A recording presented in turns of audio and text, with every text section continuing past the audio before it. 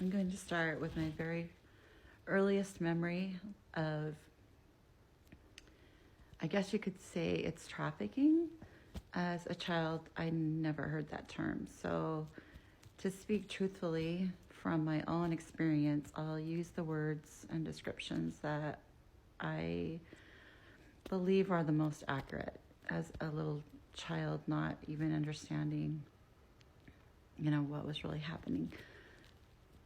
My very first memory of anything to do with, I'll call it CSA, so child sex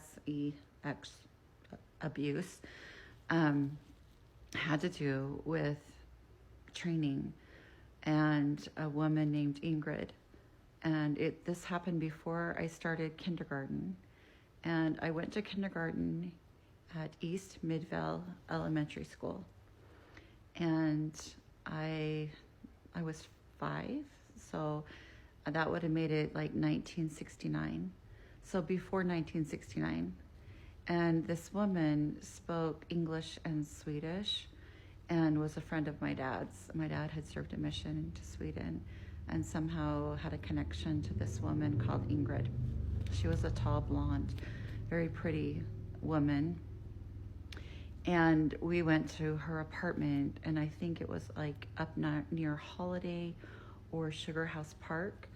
And she would show movies on a reel-to-reel like camera, like a projector, and show those on the wall of her apartment. My dad would stay, and they would act out what was in the film they showed.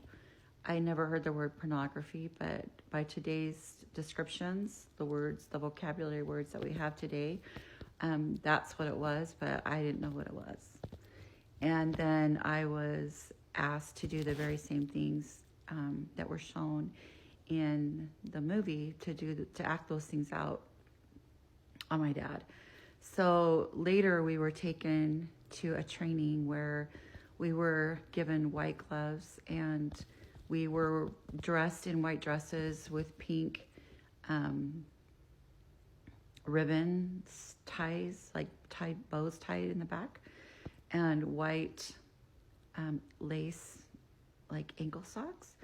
And we wore black Mary Jane dress shoes. And we practiced shaking hands with individuals that were set up to pose as the actual people we would meet in what turned out to be a hotel. And so the practicing started, and we were trained to do different things. And my older sister, was trained before I was and began to be trafficked.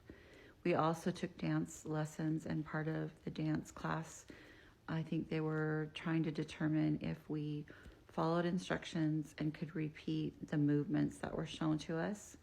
And so we became candidates for this form of trafficking, which, again, I didn't know the term trafficking.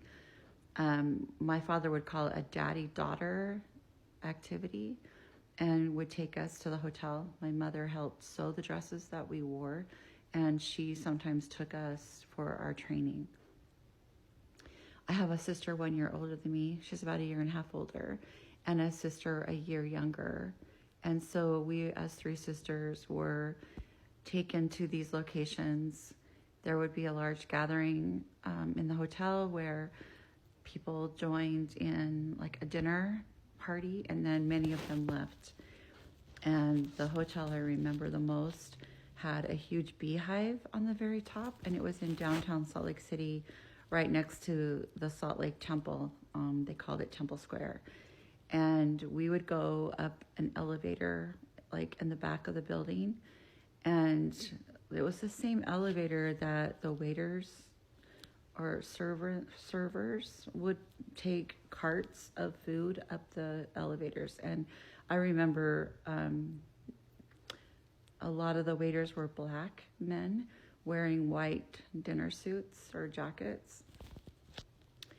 We would be taken to a separate room from like a banquet hall, like a large banquet hall. We would go to another room, a smaller room, where there would be tables set up, and then the men would be gathered for like a meeting or dessert. Trays would be brought in, and that was when I learned about a man that I was really afraid of, and his last name was Jensen. And he, later in my life, I learned that he was connected to the Apostolic United Brethren in Bluffdale. He was one of the servants or conspirators, one of the traffickers, one of the main people in charge of these events. And he became an apostle for the Apostolic United Brethren. There would be all kinds of different men in this after dinner party. Maybe there would be 25, 30 men in the room. I remember a man they named LeBaron coming to the meetings, and also Allred. And then later, the LeBaron man, he didn't come anymore, that I recall. They would line us up outside the door, and we would practice, our little welcome to Utah saying. We would shake the hands of each man when we entered the room.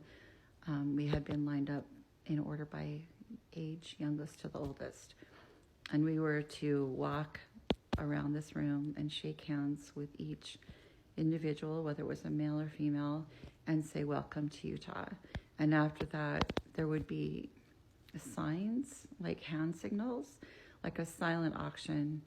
They would put up fingers to probably identify which one of the girls they were bidding on.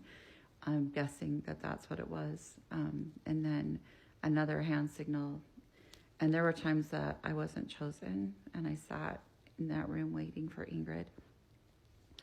Many times I was chosen, and miraculously, a lot of the memories of what happened in those rooms have never been recovered. I've never remembered it. I can remember clearly going to the door and then going inside and seeing a person there and needing to, our first assignment was to slowly remove all their clothing. And we were trained on how to remove like cufflinks and tie tacks and untie different types of ties and lay out all the clothing like the way that they wanted it laid out. And then they had in the room, in the hotel room, there would be a nightstand with items in this nightstand that whoever was in the room had placed there, or maybe Ingrid put it there. I don't know.